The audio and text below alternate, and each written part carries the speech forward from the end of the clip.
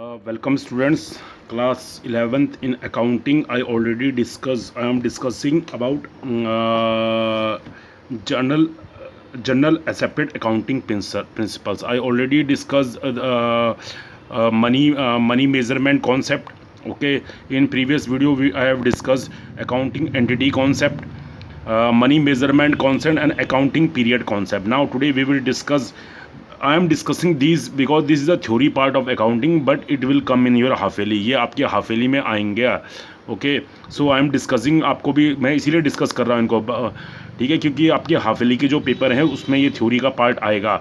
Okay, तो so I already discussed accounting period concept. Now today we will discuss a complete disclosure concept. Okay, so this is also the basic accounting concept कि there should be a complete disclosure concept.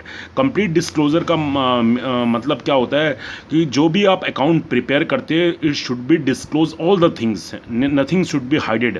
कोई भी चीज़ क्या नहीं होनी चाहिए, कोई भी transaction और कोई भी जो इम्पॉर्टेंट इंफॉर्मेशन है there should be all should be disclose in the accounting books. कोई भी चीज़ क्या नहीं होनी चाहिए, हाइड नहीं होनी चाहिए. ओके, तो there should be a complete and understandable reporting on the financial statement of all the significant info relating to the economic affair of the entity. Okay, because it is apart from a legal requirement, because the accounting books are used as evidence in the court. accounting books का क्या होता है, court में क्या होता है, evidence के तौर पे यूज है. So it should be a complete disclosure. There should be a complete disclosure related to all the information, okay, of the business की हर चीज़ का क्या होता है कंप्लीट क्या फुली इन्फॉर्मेशन होनी चाहिए. बिकॉज जो अकाउंटिंग की जो बुक्स होती हैं, अकाउंट्स जो होते हैं, ये कोर्ट में क्या होता है कभी भी अगर कोई प्रॉब्लम आती है, okay, there should be any type of problem in which the business man have to go to the court, या फिर क्या कहते हैं related to the taxes. Okay, तो these accounting books are use as a evidence. ये इन accounting books का क्या होता है, एविडेंस के तौर पे क्या किया जाता है, use. So show apart from a legal requirement, good accounting practice require all the material and significant information should be disclosed. Whether information should be disclosed or not always depend upon the materiality of the information. Such information is normally disclosed by the way of notes at the annual accounts. ठीक है, तो note के तौर पे ही क्या होनी चाहिए, there should be all the things should be disclose. Okay, now next है आपकी रेवेन्यू रिकंजिनेशन और you can say realization concept. Okay, तो रेवेन्यू रिकंजिनेशन और रियलाइजेशन कॉन्सेप्ट का मतलब क्या होता है. According to a revenue recognition concept also known as realization concept, revenue is considered to have realized when the transaction has been entered into an obligation to receive the amount has been established. It is to be noted that recognizing revenue receipt of the an amount, there are two separate. Let us take an example. तो ये this I will discuss. Okay, on the जब later में आपको discuss करूंगा कि what is the meaning of revenue realization, revenue recognition और realization concept. कि realization concept का मतलब क्या होता है कि आपको रियलाइज करना पड़ता है. आपने जो रेवेन्यू जनरेट करने के लिए उसके ऊपर जो कॉस्ट इनकर्ड हुई है उसको क्या कहते हैं, उसको डिफाइन करना होता है. ठीक है, तो मैं अभी आपको इस वाले आप इसको पढ़ लेना डिटेल में, मैं आपको उसको बाद में डिस्कस करूंगा मैं आपसे. ठीक है, उसके बाद देखो नेक्स्ट, तो आप इसको पढ़ लेना. ठीक है, उसके बाद अब मैं आपसे इसीलिए डिस्कस कर रहा हूँ कि जो इंपॉर्टेंट रिपोर्ट है. उसके बाद देखो next, verifiable objective concept. Verifiable objective concept का क्या मतलब होता है बच्चे.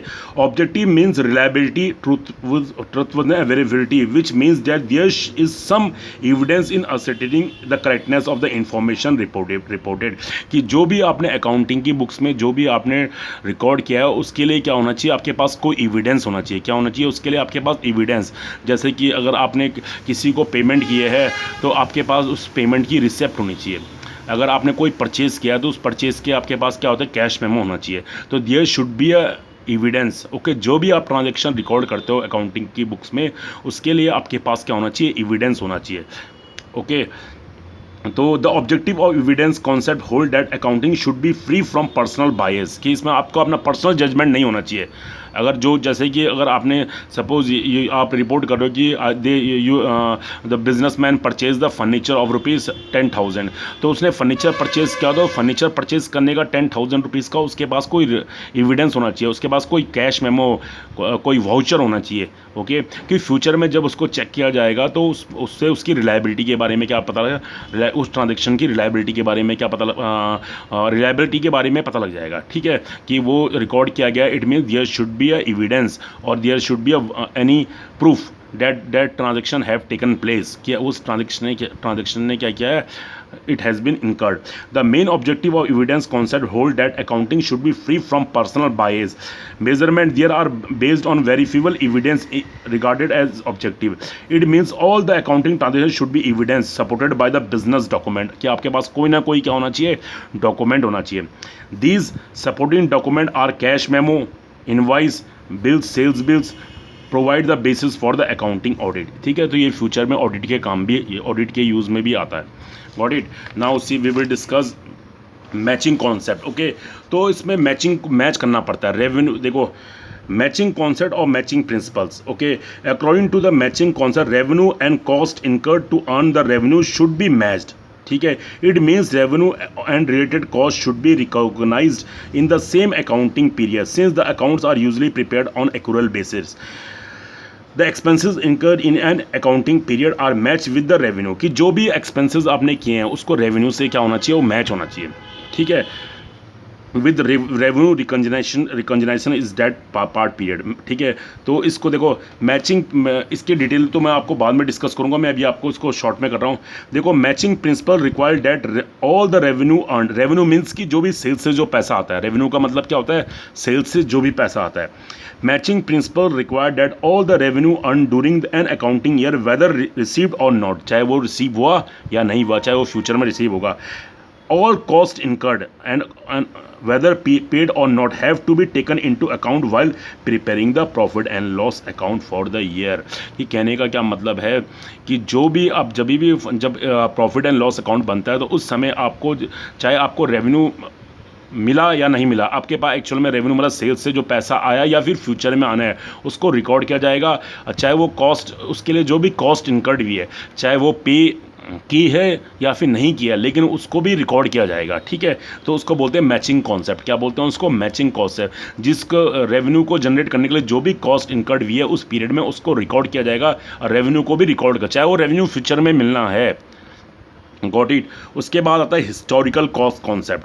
हिस्टोरिकल कॉस्ट कॉन्सेप्ट, तो हिस्टोरिकल कॉस्ट मतलब क्या होता है कि देखो, जो जब आप प्रीवियस जब आपने अकाउंट्स की बुक्स में जब आपने रिकॉर्ड किया उस समय की जो कॉस्ट होती है वो हिस्टोरिकल कॉस्ट होती है। कि मार्केट कॉस्ट तो क्या होती है, मार्केट प्राइजेस तो आपके अप्स एंड डाउन्स होते रहते हैं, लेकिन हिस्टोरिकल कॉस्ट क्या होती है, हमेशा अकाउंटिंग की बुक में हिस्टोरिकल कॉस्ट के बेसिस पे ही रिकॉर्ड किए जाते हैं ट्रांजेक्शन। ओके, तो according to a historical cost concept, देखो इसका I will discuss historical cost concept। Transaction are recorded in the books of account at their cost to the business। Okay, for example, an asset is recorded in the books of account at the prices paid to acquire it, and the cost is the basis for all subsequent accounting of the assets। Asset is recorded at the cost at the time of its purchase, but it is systematically reduced in the value by charging depreciation। The market value of assets may changing with the passage of the time, but accounting purpose it continue to be shown in the books of account in the book value। कि ये आपको जब assets के आप depreciation वाला chapter करोगे तब आपकी समझ में आएगा, लेकिन अकाउंटिंग में क्या जाता है, जो भी एसेट्स वगैरह जो भी रिकॉर्ड की जाती है अकाउंट्स की बुक में वो हिस्टोरिकल कॉस्ट के बेसिस पे की जाती है। किसके बेसिस पे, हिस्टोरिकल कॉस्ट के बेसिस पे। और हर साल उनकी क्या होती है, वैल्यू क्या होती रहती है, डिक्रीज़ होती रहती है। हर साल उनकी वैल्यू क्या होती रहती है, डिक्रीज़ होती रहती है। तो अकाउंटिंग जब भी अकाउंटिंग में क्या होता है कि जो भी एसेट्स रिकॉर्ड की जाती है वो हिस्टोरिकल कॉस्ट के बेसिस पे की जाती है। ठीक है, उसके बाद देखो नेक्स्ट है accrual concept. Accrual concept, accrual means accrual basis. ठीक है, अकॉर्डिंग टू द कॉन्सेप्ट और transaction is recorded at the time when it take place, not when the settlement take place.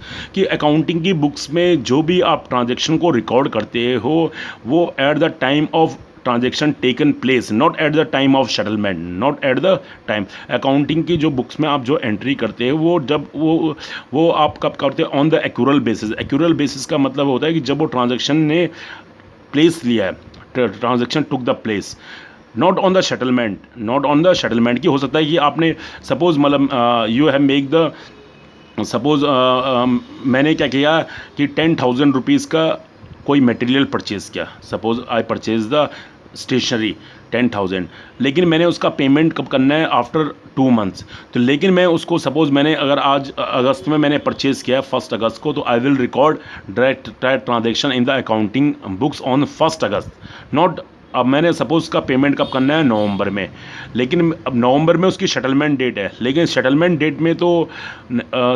Date तो उसकी नवंबर में है, लेकिन वो आपका ट्रांजेक्शन का प्लेस दिया था अगस्त में, transaction have taken place in the August. So eight the time when the transaction take place at the transaction have taken place at that time, you have to record that transaction in the accounting books, not at the time of settlement। settlement की date तो भले बात की future में हो सकती है, future में फिर से उसका रिकॉर्ड किया जाएगा, लेकिन ट्रांजेक्शन को रिकॉर्ड कब किया जाएगा, जिस दिन वो क्या होता है, एक्यूरल बेसिस पे। Accrual basis I will discuss later on कि what is the meaning of accrual basis, कि at the time okay कि when the transaction had taken place at that time transaction will be recorded in the accounting place, not on the date of settlement। settlement may be in future, तो settlement की date तो कभी भी हो सकती है, लेकिन okay the concept is important because it is recognized assets, liabilities, revenue and expenses as when transaction relating to them are entered into. Under this concept, along with revenue reconciliation concept, revenue is recognized as earned when the goods or services are sold to a customer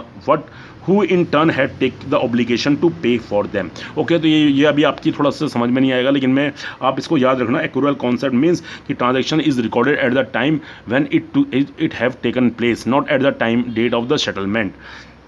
उसके बाद आता है आपके पास next है dual concept. Dual aspects concept का मतलब क्या होता है कि कोई भी ट्रांजेक्शन होता है उसकी one side should be a debited और another side should be a credited. एक साइड क्या की जाती है, डीआर का मतलब क्या होता है, डेबिट, और सीआर का मतलब क्या होता है, क्रेडिट। हर ट्रांजेक्शन की दो एस्पेक्ट होते हैं, one should be debited, another should be a credited। according to a dual accept concept, every transaction has two aspects, a debit और क्रेडिट। एक होता है डेबिट और एक होता है credit of an equal amount. In other words every transaction have two fold effect, simply stated for the every debit there is a credit. हर debit के लिए क्या होता है, क्रेडिट होता है of equal amount, vice versa. For example X started business with capital of 1 lakh, there are two aspect of transaction.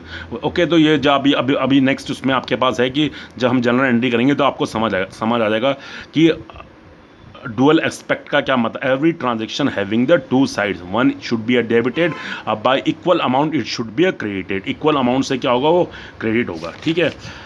तो अभी उसके बाद देखो नेक्स्ट, उसके बाद है आपका मेटेरियलिटी कॉन्सेप्ट। देखो मेटेरियलिटी कॉन्सेप्ट का क्या मतलब होता है, the materiality concept refers to a relative importance of item और event. According to an American accounting, an item should be regarded as material if there is a reason to believe the knowledge it would be influences the decision of the informed। Whether an item is material or not should be depend upon its nature or amount of, therefore is a matter of exercising a judgment। An item is material for one enterprise may not be materialized for another enterprises। ये कहने का materiality concept का मतलब क्या होता है कि एक बिजनेस के लिए तो एक ट्रांजेक्शन बहुत इंपॉर्टेंट हो सकता है, लेकिन दूसरे बिजनेस के लिए वो ट्रांजेक्शन क्या नहीं होता, इंपॉर्टेंट नहीं हो सकता है। तो it depend upon the materiality of the transaction. कि सपोज जैसे कि बड़ी बड़ी जो कंपनी है, सपोज जिसका टर्नओवर 1 करोड़ रुपीज़ का है, उस कंपनी के लिए क्या है, जो मतलब जैसे कि रिपेयर, कोई छोटा मोटे जो खर्चे होते हैं, छोटे मोटे जो एक्सपेंसेस होते हैं, उनके लिए उसका मेटेरियलिटी नहीं है। लेकिन कोई छोटा बिजनेस है उसके लिए क्या होता है, वो छोटे छोटे ट्रांजेक्शन भी क्या करते हैं, इंपॉर्टेंट पार्ट लेते हैं। जो बड़े बड़े बिजनेस, सपोज जिस कंपनी का करोड़ों का टर्नओवर है, सपोज उसने 1,000 रुपीज़ ऑफिस एक्स मतलब 1000 की अगर उस बिज़नेस 1000 की अगर स्टेशनरी परचेज़ की है तो उसके लिए वो क्या है, मिसक्लीनियस एक्सपेंसेस है। मिसक्लीनियस की उनके लिए कोई इंपॉर्टेंट नहीं है कि उन्होंने क्या बोला कि छोटे मोटे खर्चे हैं, ठीक है, तो उन्होंने उसको किस में डाल दिया, मिसक्लीनियस एक्सपेंसेस में। लेकिन अगर कोई मतलब कोई स्मॉल बिजनेस है, कोई इतना बड़ा उसका टर्नओवर नहीं है, सपोज कोई स्मॉल बिजनेस है, उसका टर्नओवर 10 लाख का है, तो उसके लिए क्या है कि वो जो 1000 रुपीज़ स्टेशनरी के ऊपर खर्च किए हैं वो उसको स्टेशनरी के एक्सपेंसेस दिखाएंगे। क्या दिखाएंगे उसको, स्टेशनरी एक्सपेंसेस। क्या बोलेंगे वो, स्पेशल वो स्टेशनरी को शो करेंगे, क्योंकि उनके लिए स्टेशनरी क्या है, मटेरियल इंपॉर्टेंट है कि स्टेशनरी के ऊपर 1000 रुपीज़ एक्सपेंसेस खर्च हुए। लेकिन अगर कोई 1 करोड़ का टर्नओवर है तो 1 करोड़ का टर्नओवर वाली कंपनी अगर कोई 2000-5000 रुपये अगर स्टेशनरी के ऊपर खर्च करेगी तो वो स्टेशनरी नहीं लिखती हो, वो लिखती है मिसक्लीनियस एक्सपेंसेस। मिसक्लीनियस मीन्स कि छोटे छोटे खर्चे कोई भी होते हैं। लेकिन कोई स्पेशल कोई दूसरा बिजनेस है जिसका टर्नओवर कम का है, सपोज 10 लाख का टर्नओवर है, वो स्पेशल उसको रिकॉर्ड करेगा कि स्टेशनरी के ऊपर स्टेशनरी एक्सपेंसेस 1 लाख रुपीज़। तो क्या है, जो बड़ी मतलब इट मीन्स कि depend upon the nature of business कि किसी बिजनेस के लिए कोई इशू इंपॉर्टेंट होते हैं, दूसरे बिजनेस के लिए वो इशू क्या होते हैं, लेस इंपॉर्टेंट होते हैं। तो it depend upon the nature of the business, तो ये खुद जजमेंट करना पड़ता है, ठीक है। उसके बाद देखो लास्ट है कंसिस्टेंसी कॉन्सेप्ट, ठीक है। कंसिस्टेंसी कॉन्सेप्ट मैं आपको ये फटाफट डिस्कस करके उसके बाद अब आपके बाद नेक्स्ट वाला चैप्टर आप we will discuss now. Consistency concept, consistency according to the consistency concept accounting practice one selected और adopted should be applied consistently year after year. कि इसमें कहने का क्या मतलब कि जो प्रैक्टिस आपने एक बार यूज़ कर ली है उसको ही हर साल क्या करना, यूज़ करना। ऐसे नहीं कि आपने, क्योंकि ऐसे नहीं कि मतलब कहने का क्या मतलब है कि वह, क्योंकि अब there are many methods to calculate the depreciation, ठीक है। अभी आपको डेप्रिसिएशन के बारे में पता नहीं होगा कि बहुत सारे मेथड होते हैं डेप्रिसिएशन को कैलकुलेट करने के, ओके। लेकिन जो आपने एक बार जो मेथड्स अप्लाई कर लिया उसी मेथड को क्या करना, रिपीट करना है। ऐसा नहीं कि आपने एक साल इस मेथड को यूज़ किया, नेक्स्ट ईयर क्या करेगा आपने दूसरे मेथड को यूज़ किया। इससे क्या होगा, आपकी जो ट्रूथ जो उसकी इंपॉर्टेंस है अकाउंटिंग की वो क्या हो जाती है, लेस हो जाती है। इसीलिए क्या होता है कंसिस्टेंसी कॉन्सेप्ट का मतलब क्या होता है, according to this concept accounting practice one selected and adopted should be applied consistence year after year. This concept help in better understanding of accounting information and make the comparable with the previous year. Consistency eliminate personal bias in it is a particular important when alternative accounting practice are equal accepted. For example two method of charging depreciation, written down value method और straight line are equal accepted. This method one chosen applied should be applied consistency. It means कि one you which practice you have adopted, आपने जिस practice को एक बार adopt कर लिया उसी practice को आप क्या रखो, कंटिन्यू रखो year after year. Got it. तो this is the consistency concept. उसके बाद आ गया उसके बाद है आपके पास 14th वाला है कंजर्वेटिज्म और you can say prudence concept. Conservatism और you can say prudence concept. Prudence और concept may be a time describe using the word do not anticipate a profit but provided for all possible losses. की conservatism concept का मतलब क्या होता है कि accounting, जब भी अकाउंटिंग की जाती है, अकाउंटिंग में हमेशा ये सोच के की जाती है do not anticipate with profit, कि आप ये मत सोचो कि फ्यूचर में आपको कितना प्रॉफिट होगा, जो होगा वो होगा। लेकिन आप हमेशा फ्यूचर में लॉसेस के बारे में आप पहले से क्या कर लो, उसके लिए कुछ तैयारी कर लो कि आपको प्रॉफिट अगर आपको होगा ठीक है, लेकिन आपको हमेशा अकाउंटिंग इस तरीके से की जाती है कि आपको फ्यूचर में प्रॉफिट के बारे में आप पहले से उसके लिए प्लानिंग मत करो कि आपको अगर आपको प्रॉफिट होगा तो आप उस प्रॉफिट को कैसे आप क्या करोगे, डिस्ट्रीब्यूट करोगे। बट ऑलवेज मेक लॉसेस, जो फ्यूचर में जो लॉसेस होने का डर है, ठीक है, उसके लिए हमेशा पहले से क्या करो, एक कुछ स्पेशल आप लाइबिलिटीज़ को पे करने के लिए या फिर क्या कहते हैं उसके लॉसेस के लिए आप पहले से क्या कर लो, कुछ तैयारी कर लो, ठीक है। In other words prospective losses are accounted while prospective income are not accounted. The application of this concept ensure that financial statement do not paint a better pictures when actually closing, ठीक है। तो ये आपको मतलब इसका कहने का मतलब do not anticipate with profit but provide for all possible losses. Do not anticipate of a profit but provide for all possible losses, कि फ्यूचर में जो लॉसेज होने हैं उसके चाहे वो हो या ना हो, लेकिन उसके लिए आप पहले से क्या करो, कुछ अपना क्या कहते हैं एक फंड वगैरह CLA ऑलरेडी क्या रखो, अपने पास रखो कि आपको फ्यूचर में लॉसेस हो सकते हैं, ठीक है। उसके बाद है आपका लास्ट वाला है timeliness. Timeliness means that financial statement और information should be provided to a user with reasonable time, कि एक पर्टिकुलर टाइम में, ऐसा नहीं होना चाहिए कि टाइम में क्या होना चाहिए, वो फाइन जो भी आप अकाउंटिंग करो उसको उसके यूज़र्स के पास आपको भेजनी है। The information not provided on a time loses its importance and relevance. For example, if the financial statement for year ended 31st March 2016 are furnished in January 2000, they do not remunerate useful considerable time as lapse, and corrective action may not be possible in proper time. It means कि जो आपकी accounting practice होती है वो proper time पे होनी चाहिए, ठीक है। अब प्रॉपर टाइम में होने से ही उसका क्या कहता है यूज़ किया जा सकता है। अगर वो प्रॉपर टाइम में अगर तैयार नहीं है, यूज़ नहीं है, तो उसका क्या होगा, उसकी इफेक्टिवनेस क्या हो जाएगी, ख़त्म हो जाएगी। Got it. तो these all are the, I already discuss these 15 general accepted accounting principles, और you can say basic accounting concept. तो इनको आप रीड करना, this will come in your half yearly. Okay, so now we will discuss next chapter 4. One day I will discuss, then I will do the main these practical problems from basis of accounting. Okay students, thank you.